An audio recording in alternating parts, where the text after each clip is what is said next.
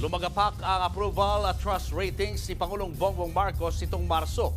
Pero ang numero ni Vice President Sara Duterte tumaas. Nasa frontline na balitang yan si Maricel Halili. Sa ulat ng Bayan Survey na isinagawa ng Pulse Asia mula March 23 hanggang 29, bumaba ng 17 puntos ang approval rating ni Pangulong Bongbong Marcos sa 25% mula sa 42% noong Pebrero. Tumaas sa 53% ang disapproval o yung hindi masaya sa performance niya. Sumadsad din sa 25% mula 42% ang trust rating o yung mga nagtiwala sa Pangulo. Tumaas din sa 54% ang distrust o nawala ng tiwala sa kanya.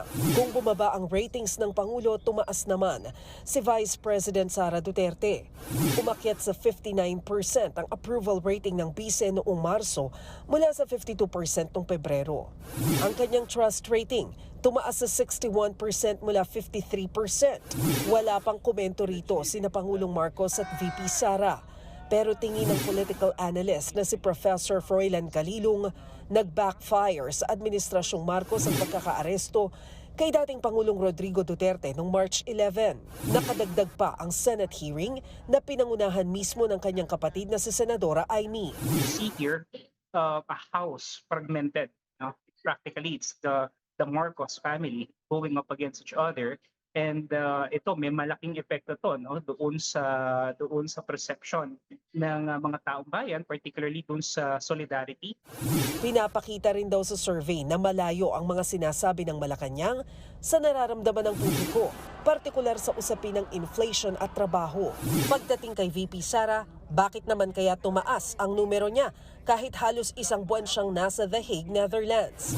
Tingin ni Calilong, posibleng nanaig sa mga Pinoy ang ipinakitang atensyon ni VP Sara sa kanyang ama. So, syempre, family-oriented pa rin tayo. And naipakita nga dito ni VP Sara Duterte that she was and she, as the daughter, will have to be at the side of her father.